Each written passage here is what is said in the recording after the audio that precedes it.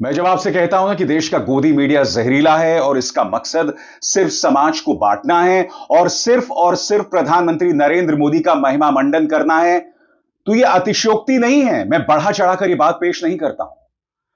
स्वतंत्रता दिवस की पूर्व संध्या पर आज तक न्यूज चैनल ने जो कार्यक्रम चलाया ना, वो निहायत ही शर्मनाक है। इस कार्यक्रम के पीछे उनकी बदमाशी को देखिए दोस्तों। आपके स्क्रीन पर कल शाम आज तक पर जो कार्यक्रम चला है, उसके भाव देखिए, उसकी भाषा देखिए। आपके स्क्रीन पर 4 करोड़ मुसलमानों में से सिर्फ 96 लाख पाकिस्तान गए। भारत विभाजन का मकसद क्यों नहीं हुआ पूरा? सबसे बड़ी बात दोस्तों, बाकायदा आंकड़ों के जरिए यहां बताया जा रहा है कि भारत की तरफ से सिर्फ 96 लाख गए और पाकिस्तान से 83 लाख सिख और हिंदू आए। देश इस वक्त 79वां स्वतंत्रता दिवस समारोह मना रहा है। क्या आज तक के पास यही एक कार्यक्रम रह गया है? हालांकि इस कार्यक्रम के अंदर यह कहा जाता है कि भाई दिलीप कुमार हो, शाहरुख खान हो, मधुबाला हो, उन तमाम मुसलमानों के परिवार जो हैं वो भारत में ही रहे। अगर आप वहां तक चुप रहते तो बात समझ आती, मगर फिर कार्यक्रम का क्या मकसद था वो अंत में जाके पता चल जाता है, जब पापा की परी ये ताना मारती हैं कि इस देश के अंदर जो कह रहे हैं कि मुसलमानों के ऊपर अत्याचार हो रहे हैं, उन्हें बांग्लादेश देखना चाहिए। अंत में जाकर यह लाइन चैनल के मंसूबों को अच्छे से एक्सपोज करती हैं। और कितना बड़ा दुर्भाग्य है, जो चैनल यह कहता है कि हम पत्रकारिता के गोल्डन स्टैंडर्ड का निर्वहन करते हैं या गोल्डन स्टैंडर्ड लागू करते हैं, स्वतंत्रता दिवस की पूर्व संध्या पर इस कदर जहरीला कार्यक्रम चलाया जा रहा होता है। और अंत में यह पंक्ति इन्हें पूरी तरह से एक्सपोज कर देती है। मामला दूध का दूध और पानी का पानी, यानी कि ब्लैक एंड व्हाइट में स्पष्ट हो जाता है। सुनिए इनकी असली मंशा। ये तस्वीरें बांग्लादेश की है, जहां आज भी हिंदुओं को मारा जाता है और उनके घरों में तोड़फोड़ होती है, लेकिन फिर भी ये खास वोट बैंक की राजनीति करने वाले नेता ये कहते हैं कि भारत में मुसलमान सुरक्षित नहीं। मैं फिर आपसे पूछना चाहता हूं, क्या देश में हमें बांटने काटने के मुद्दे कम हैं? हम उस देश में रह रहे हैं जहां स्वयं प्रधानमंत्री नरेंद्र मोदी शमशान कब्रिस्तान की बात करते हैं। यह कहते हैं कि आपकी 2 भैंसों में से एक भैंस ज्यादा बच्चा पैदा करने वालों को दे दी जाएगी। खुद देश के गृह मंत्री अमित शाह कहते हैं कि ममता बनर्जी ने ऑपरेशन सिंदूर का विरोध इसलिए किया क्योंकि वो मुसलमानों को खुश करना चाहती थी। यानी कि देश के गृह मंत्री खुलकर एक मंच पर खड़े होकर देश के मुसलमानों को देशद्रोही बता रही हैं। मैं फिर आपसे पूछना चाहता हूं, हम उस देश में रह रहे हैं जहां उत्तर प्रदेश के मुख्यमंत्री योगी आदित्यनाथ यह कहते हैं कि चुनाव 80% बनाम 20% है। हम उस देश में रहते हैं जहां असम के मुख्यमंत्री हेमंत बिश्व शर्मा झारखंड जाते हैं और एक चुनावी सभा में कहते हैं कि अगर हम हार गए तो झारखंड पर इरफान, अजान, इमरान वो हावी हो जाएंगे। और फिर भी ये मोहतरमा कह रही हैं कि देश में मुसलमानों के साथ अत्याचार नहीं होता। रोज मॉब लिंचिंग की जो तस्वीरें सामने उभर कर आती हैं, क्या वो आप भूल गई? और उससे भी बड़ी बात, अगर आप इस हकीकत को नजरअंदाज करना चाहती हैं, आप कर सकती हैं, मगर स्वतंत्रता दिवस की पूर्व संध्या पर इस तरह का जहरीला कार्यक्रम चलाना। सबसे बड़ी बात, इन 2 चेहरों पर गौर कीजिए। विनायक दामोदर सावरकर और पाकिस्तान के राष्ट्रपिता मोहम्मद अली जिन्ना, ये दोनों 2 नेशन थ्योरी में विश्वास करते थे। विभाजन को वो हिंदू और मुस्लिम की निगाह से देखते थे। पाकिस्तान को मुस्लिम राष्ट्र और भारत को हिंदू राष्ट्र के तौर पर देखना चाहते थे। मगर अगर भारत के मुसलमानों और उस वक्त के तमाम भारतीयों ने इसे नाकाम कर दिया, तो पापा की परी को तकलीफ क्यों हो रही है? और जैसे मैंने बताया दोस्तों, इनका मकसद सिर्फ एक ही है। इनका मकसद है प्रधानमंत्री नरेंद्र मोदी का महिमा मंडन करना। अब मैं आपको एक क्लिप दिखाता हूं। आम आदमी पार्टी के सांसद संजय सिंह पापा की परी, इसी पापा की परी को बुरी तरह एक्सपोज कर रहे हैं। और पापा की परी ये कह रही हैं कि प्रधानमंत्री नरेंद्र मोदी ने जो अमेरिका जाकर कहा था अब की बार ट्रंप सरकार, दरअसल वो जिक्र डोनाल्ड ट्रंप का कर रहे थे। आप सब जानते हैं दोस्तों, अब की बार ट्रंप सरकार दरअसल भारत के ही एक नारे से उठाया गया है, अब की बार मोदी सरकार। और यह नारा हमारे प्रधानमंत्री ने अमेरिकी जमीन में दिया था, वो भी डोनाल्ड ट्रंप की मौजूदगी में। फिर भी पापा की परी ये कह रही है कि नहीं नहीं, प्रधानमंत्री नरेंद्र मोदी उनके लिए वोट नहीं मांग रहे थे, वो तो डोनाल्ड ट्रंप का हवाला दे रहे थे। सबसे बड़ी बात, क्या डोनाल्ड ट्रंप ने कभी यह नारा दिया है कि अब की बार ट्रंप सरकार? बताइए। उस डिबेट का यह अंश देखिए दोस्तों, इससे पता चलता है कि देश जाए भाड़ में, हमें सेवा सिर्फ प्रधानमंत्री की करनी है। सुना जाए। भारत इकलौता नहीं, ऐसे तमाम मुल्क जिस पर अमेरिका इस वक्त भारी टैरिफ लगा रहा है। अब तो पूरी समय ऐसे बात कर रहे हैं कि इनके ऊपर टैरिफ लगा दिया, उनके ऊपर टैरिफ लगा, तो 10.25 जूता मारा है, उनको तो 12 जूता मारा है, हमको तो सिर्फ 11 जूता मारा है। दिया भैया, हमें दुनिया भर से क्या मतलब है, हमें भारत से मतलब है। भारत के प्रधानमंत्री नारा लगाएंगे अब की बार ट्रंप सरकार। उन्होंने कहा था एज कैंडिडेट डोनाल्ड ट्रंप जो ये अब की बार ट्रंप सरकार के। अंजना ओम कश्यप जी जैसी मशहूर पत्रकार, वो भी शायद इतनी नादान बनने की कोशिश कर रही हैं। किस समय ये कोई नहीं बन रहा है। एक सेकंड, क्योंकि आपने मुझ पर पर्सनल टिप्पणी। देश के लोग क्या ये बेवकूफ है? उनको समझ में नहीं आ रहा था कि प्रधानमंत्री नरेंद्र मोदी किस कार्यक्रम में गए थे वहां पे? हम लोग राजनीति में बच्चे हैं, हमें समझ नहीं है। और इत्तेफाकन ये वही पापा की परी थी, याद कीजिएगा, जो एक और पापा के परे के साथ खड़े होकर कह रही थी कि जब डोनाल्ड ट्रंप और प्रधानमंत्री साथ होते हैं तो बिजली कड़कती है। याद है कि भूल गए आप? फिर से सुनिए। जबरदस्त केमिस्ट्री है दोनों की। बिजली कड़कती है, मतलब आप ये कह सकते हैं बिजली कड़कती है जब दोनों एक साथ मंच पर रहते हैं। क्योंकि देखिए, पीएम भी मुखर होकर दोस्ती का वखान करते हैं डोनाल्ड ट्रंप के साथ। मेरे दोस्त डोनाल्ड, उन्होंने कहा। वहीं दूसरी तरफ भी अगर आप देखिए तो डोनाल्ड ट्रंप दोस्त कहते हैं, एक मैग्निफिसेंट फ्रेंड उन्होंने कई बार कहा। यही हालात इन सभी की है दोस्तों।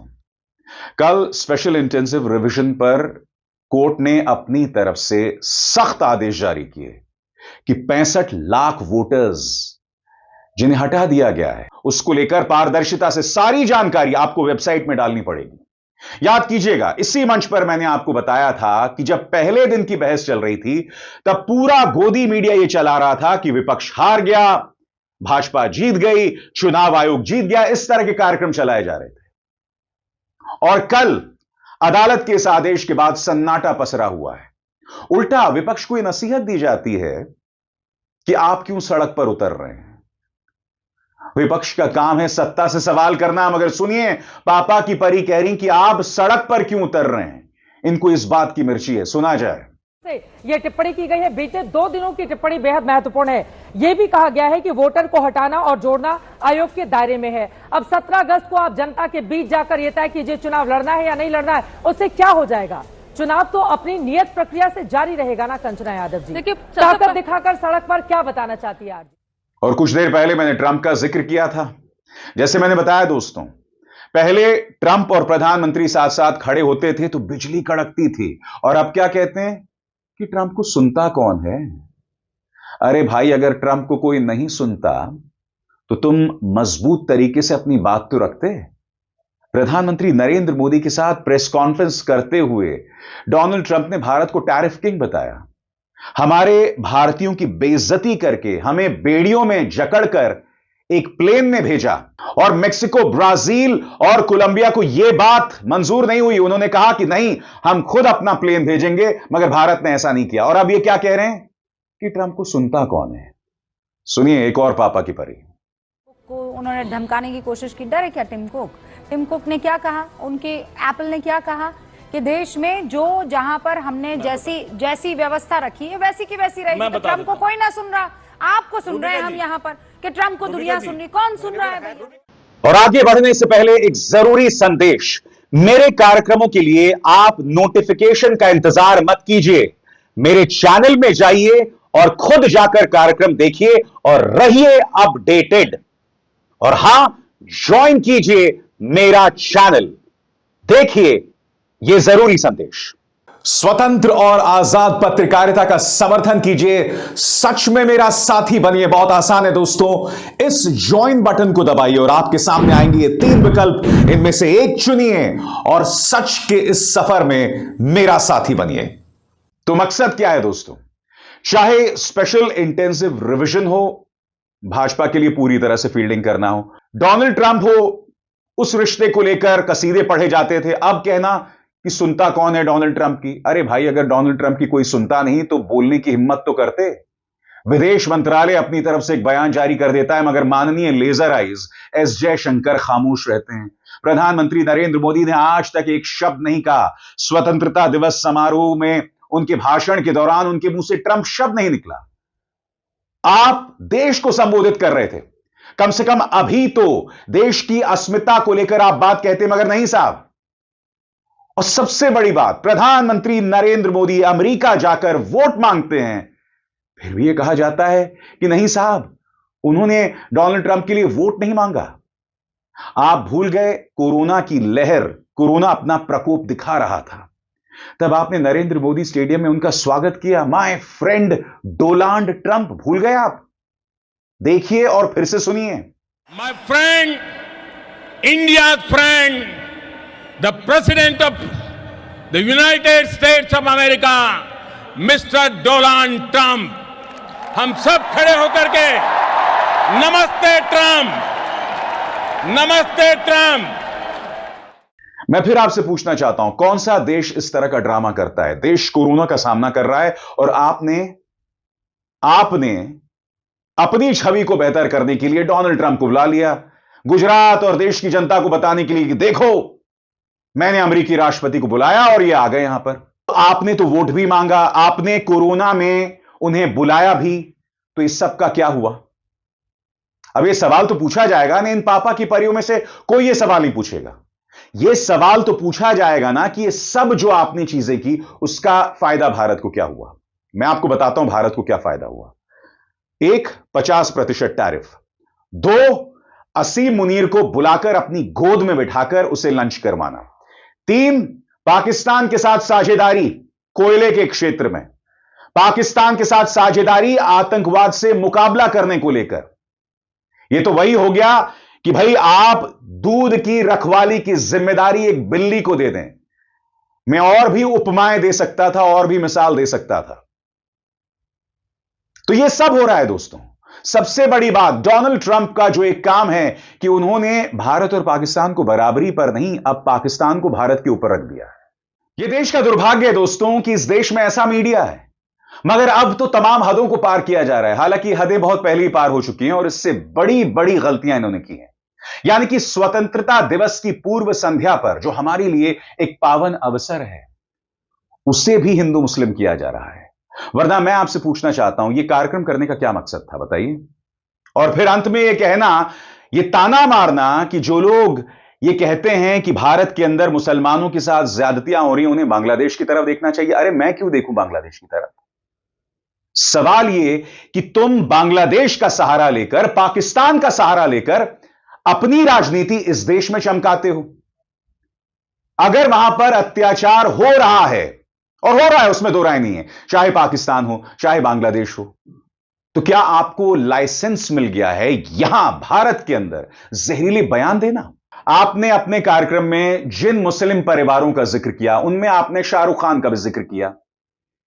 एक जमाने में शाहरुख खान, आमिर खान, सलमान खान, ये सिर्फ हमारे सुपरस्टार्स हुआ करते थे, सिर्फ फिल्म एक्टर्स होते थे। मगर आज उन्हें भारतीय जनता पार्टी का जो अंधभक्त वाला तबका है, वो धर्म के चश्मे से देखता है। शाहरुख खान की पहचान सिर्फ उनके मुस्लिम होने तक सीमित की जा रही है। और हकीकत यह है दोस्तों, चाहे शाहरुख, सलमान या आमिर हो, इन्होंने कभी भी अपने धर्म को अपने माथे पर नहीं पहना, और पहनेंगे भी तो क्या गलत है? इस देश में धार्मिक आजादी है, वो करने को कर सकते हैं। मगर हकीकत यह भी है कि तीनों सेक्युलर है। हालांकि मेरा यह मानना है कि मैं उन्हें सेक्युलर या कॉमनल के चश्मे से नहीं देखना चाहता हूं। मैं इन तीनों को अव्वल दर्जे का अवसरवादी मानता हूं। जी हां, वो आमिर खान जो एक जमाने में गुजरात जाकर गुजरात के पूर्व मुख्यमंत्री नरेंद्र मोदी को आईना दिखाते थे, लाल आंख दिखाते थे, आज की तारीख में वो व्यवस्था के सामने किस कदर नतमस्तक हो गए आप सब जानते हैं। शाहरुख खान को जवान जैसी वाहियात फिल्म के लिए नेशनल अवार्ड दिया जाना यह प्रमाणित करता है कि वो व्यवस्था के कितने काम आ रहे हैं। यानी कि इस देश में जो गड़बड़ हो रही है, उस पर पूरी तरह से इन लोगों ने खामोशी अख्तियार कर ली है। अब सलमान के बारे में तो बोलना ही बेकार है। तो कहने का अर्थ साफ है दोस्तों, एक जमाने में हम इन अभिनेताओं को सिर्फ मनोरंजन के आईने से देखते थे या चश्मे से देखते थे, मगर आज उनकी धार्मिक पहचान जो है वो आगे बढ़ाई जा रही है। उनकी फिल्में रिलीज होती हैं तो भाजपा का पूरा तबका खड़े हो जाता है, उनके मंत्री नेता खड़े हो जाते हैं कि फिल्म नहीं चलने देंगे, रिलीज नहीं होने देंगे। क्या ऐसा पहले हुआ था? तो जब पापा की परी ये बात कह रही थी, ये ताना मार रही थी कि इस देश के मुसलमानों पर कोई अत्याचार नहीं होता, क्या वो भूल गई कि पठान की रिलीज से पहले क्या हुआ था? क्या वो भूल गई कि आमिर खान के खिलाफ किस तरह का प्रोपेगेंडा स्वर्गीय रक्षा मंत्री मनोहर पारिकर ने चलाया था? ये सब इस देश में हो रहा है। सबसे बड़ी बात, क्या वो हेमंत बिश्व शर्मा, मोहन यादव या माननीय योगी आदित्यनाथ इन सबके जहरीले बयानों को भूल गईं? यह हकीकत है इस देश की और आप इससे मुंह नहीं मोड़ सकते। और ऐसी हकीकत में इस तरह के कार्यक्रम किए जाते हैं। इन्हें देश से कोई लेना देना नहीं है, देश के प्रति इनके मन में कोई जज्बा नहीं है। ये सिर्फ अवसरवादी हैं, अपनी नौकरी बचाना चाहते हैं और सत्ता की चाटुकारिता करना चाहते हैं। ये लोग सिर्फ यही हैं और इसके अलावा कुछ नहीं। अविसार शर्मा को दीजिए इजाजत। नमस्कार।